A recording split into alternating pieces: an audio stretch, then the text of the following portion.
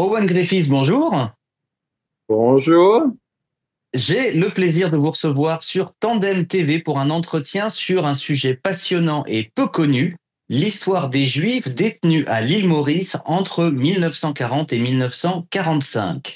Vous êtes président du mémorial et du centre des détenus juifs de Beaubassin et j'ai souhaité vous interroger suite à la lecture d'un livre passionnant de Geneviève Pitot, Le Shekel mauricien, qui raconte l'histoire incroyable de Juifs qui ont quitté des villes telles que Vienne, Berlin, Munich, Prague ou encore Danzig en septembre 1940 et qui sont arrivés en décembre 1940 à l'île Maurice. Alors tout d'abord, Owen, pourquoi et comment des Juifs sont arrivés à l'île Maurice? Bon, la réponse est assez simple, c'est que ces Juifs ont réussi à quitter l'Allemagne occupée, l'Autriche occupée, pour arriver en Palestine britannique. La raison pour laquelle ils ont pu se sauver de l'Autriche quand le Nazi allemand était tout fermé pour les immigrés juifs, c'est une autre histoire, peut-être on peut parler de ça, mais ils sont arrivés à Palestine étant immigrés illégaux. Alors, les Anglais les ont tous arrêtés et les ont tous mis dans la prison de Atlit, au nord de Haïfa, dans le camp de Le camp de prisonniers détention à de Atlit. Atlit. Oui. Exactement. Et le gouvernement britannique, pour donner une leçon aux Juifs, pour avoir cassé les lois britanniques, ils ont dit que ces Juifs vont être déportés. Mais déportés où? Alors, ils ont demandé à les gouverneurs de certaines colonies britanniques s'ils peuvent recevoir et emprisonner les prisonniers, les détenus juifs. Et le gouverneur de Maurice a dit oui, il a le place, le président de Beaubassin, pour mettre ces détenus juifs. Alors, la décision était prise de les déporter à l'île Maurice. Mais il y a aussi une petite histoire parce que tous les Juifs n'étaient pas déportés, qui sont arrivés étaient dans le camp d'Atlit.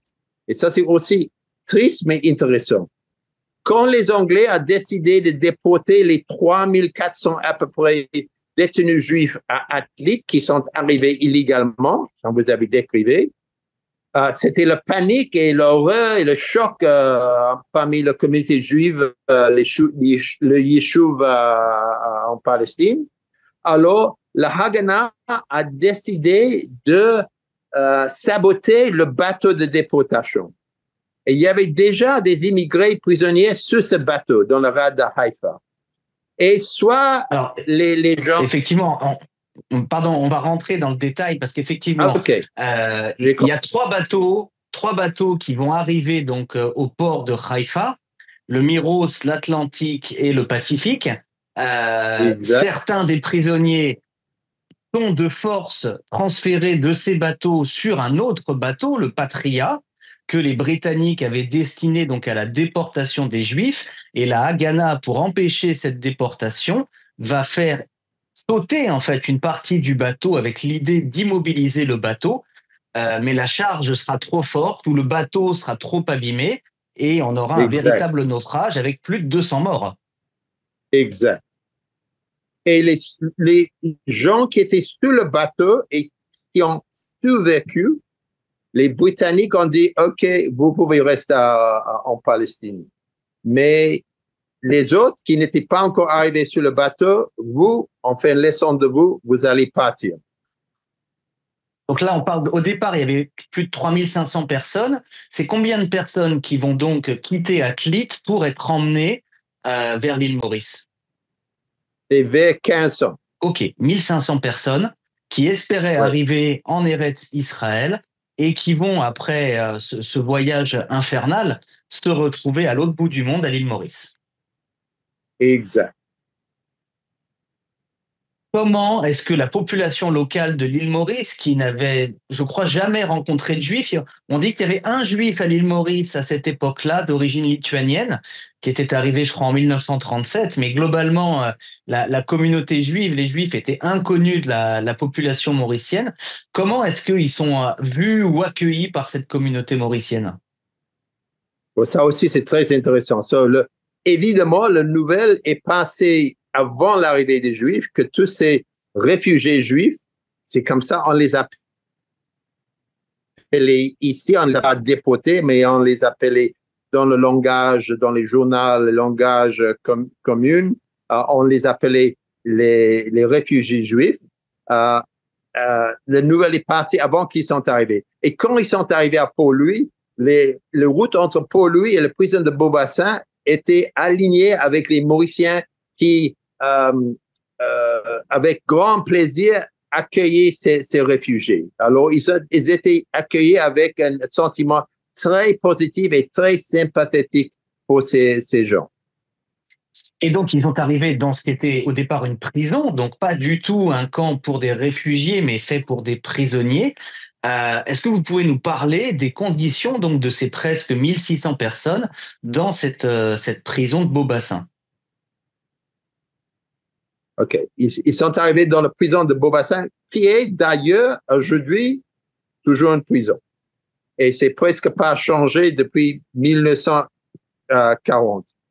Alors, les détenus sont divisés. Quand ils arrivent à Beaubassin, ils sont divisés en deux groupes. Les hommes sont allés dans la prison masculin de Beaubassin, qui existe, comme j'ai dit, aujourd'hui. Et c'était avant d'évider et les prisonniers mauriciens étaient bougés ailleurs. Et puis, dans l'enceinte de la prison, on a fait un camp comment on dit ça en français? Ils ont construit un camp spécial pour les femmes et les enfants, séparés des hommes, dans l'enceinte de la prison. Et ces camps séparés n'existent plus. C'était démoli après la guerre. Donc les hommes, les femmes et les enfants ont été séparés, et je crois que cette séparation, elle a duré 1 an et demi, jusqu'à l'été 42. Non, la séparation a duré toute la longue de l'emprisonnement de ces gens. Mais ce qui a changé, comme tu as dit, c'est qu'à un certain moment, c'était plus des conditions étaient moins dures pour les détenus. Et oui, avec un permis, et les autorités anglaises permettent les gens de se rendre compte pendant la journée, et même les couples mariés, parce qu'ils permettent les gens de se marier, les couples mariés, même normalement, ils étaient séparés, comme j'avais décrit. Il y avait une maison, si on appelle ça maison, une place qui était construite où les maris et les femmes, les couples mariés pouvaient passer une nuit ensemble. Et c'est à cause de ça qu'il y avait une cinquantaine des enfants qui étaient nés dans la prison. OK, une cinquantaine de naissances. La détention totale, elle a duré jusqu'en 1945. Correct. Jusqu'à août 1945. Août 1945. Est-ce qu'il y a eu des évolutions dans l'organisation, dans les droits de sortie des détenus? Au départ, c'était très fermé. Est-ce que ça s'est un peu assoupli avec le temps? Oui, parce qu'il y avait au départ, le commandant de la prison était très dur.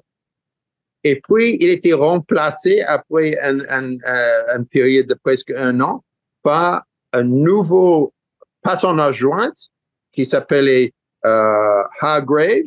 Et lui, il était beaucoup plus sympathique.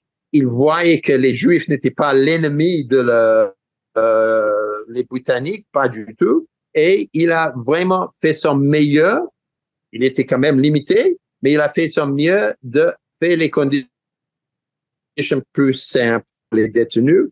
Il a introduit les choses pour les mariages et les rencontres, comme j'ai dit. Il donnait des permis aux Juifs de sortir de la prison, de travailler.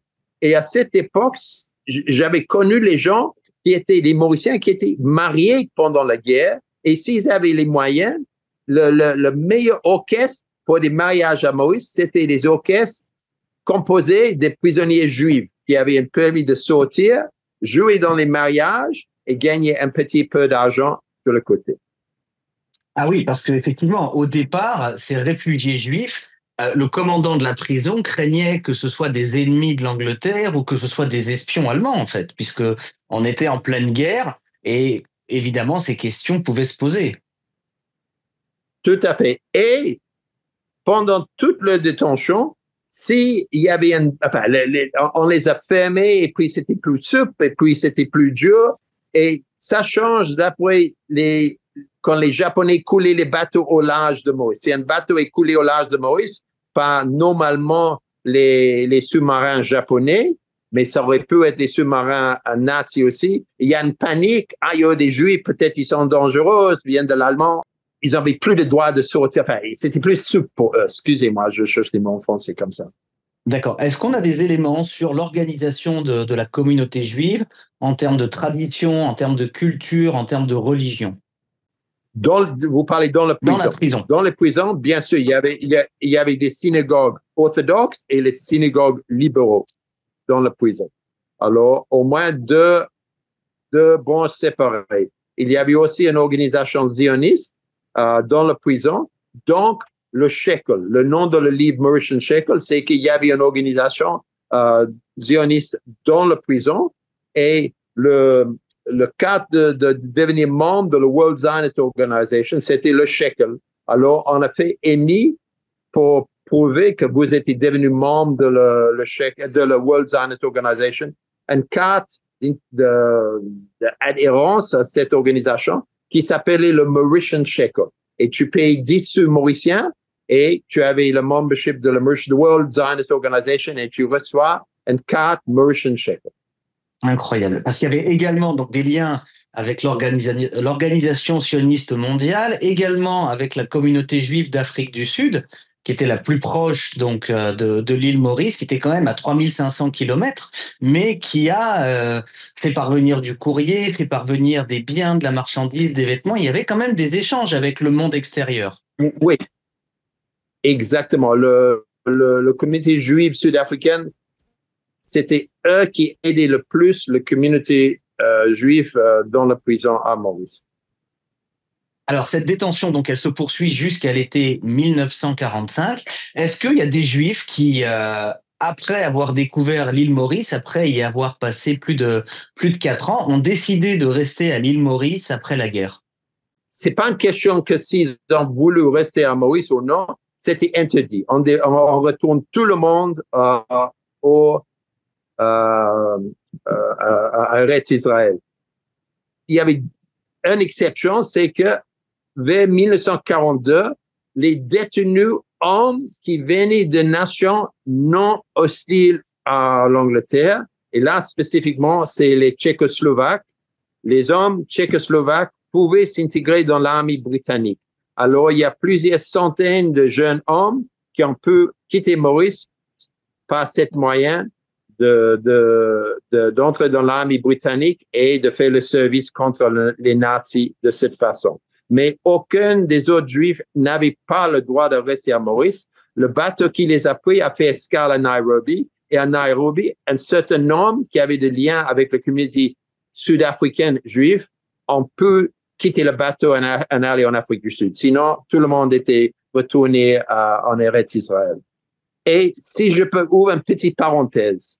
Avec plaisir. Il y a un écrivain célèbre mauricien, Alain Gordon-Gentil, qui a écrit un livre comme ça sur une histoire d'amour entre le fils du gouverneur de Maurice et une fille qu'il a rencontrée qui était parmi les détenus juifs. C'était une fiction, il a imaginé ça dans sa tête avec les bases historiques. Dans son livre, à la fin de la guerre, cette fille juive doit choisir entre son amour pour le fils du gouverneur et son amour pour Eretz Israël. Et elle a choisi Eretz Israël. Alors, l'écrivain, Alain Gordon-Gentil, il est venu me voir. Il a dit, Owen, j'ai écrit ça comme ça, mais personnellement, je ne crois pas.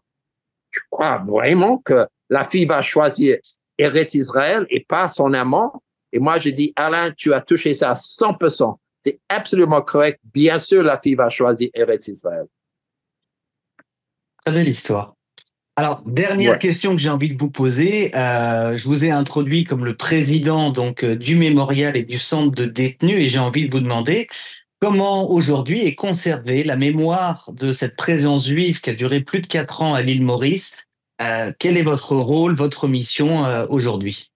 OK. Il y a deux éléments. Le mémoire, le réponse simple, c'est bien conservé. on a le cimetière où les 126 détenus qui sont morts pendant l'emprisonnement à Maurice sont enterrés. Et ça, le gouvernement colonial mauricien avait cédé ce terrain aux communautés juives sud-africaines. Alors, eux, ils possèdent ce cimetière et nous, à Maurice, moi, avec l'aide de gens de l'Afrique du Sud, comme le Rav Moshe Silverhoff, on s'occupe de ce cimetière. Et à côté de ce cimetière, le gouvernement mauricien nous a donné un vieux bâtiment et là-dedans, on a fait un musée sur l'histoire de ces Juifs. Et ce musée est ouvert 3 jours par semaine et on reçoit les Mauriciens, les écoliers et les touristes. Alors, le mémoire est bien conservé jusqu'au point que le ministère de l'Art et Culture de Maurice nous subventionne aussi ce musée et les frais du musée. Alors, on est très reconnaissant vers le gouvernement de Maurice pour cette subvention. Eh ben, je vous remercie également. Je vous remercie pour ce que vous faites et pour cet entretien très intéressant sur cette histoire qui est très peu connue mais qui est incroyable de Juifs, de ces familles, ces hommes, ces femmes et enfants qui ont décidé de prendre tous les risques pour quitter l'Europe, qui espéraient réaliser leurs rêves en arrivant en Eretz Israël et qui se sont vus contraints sous l'autorité anglaise d'être déportés et qui ont passé donc ces 4 années incroyable à Maurice, dans le centre de détention de Beaubassin. Owen Griffiths, merci beaucoup. C'était un plaisir de vous recevoir sur Tandem TV. Chers téléspectateurs, à très bientôt pour d'autres histoires juives sur Tandem TV. Merci Owen. Merci à vous et merci à tous vos téléspectateurs. Et bonne soirée. Bye bye.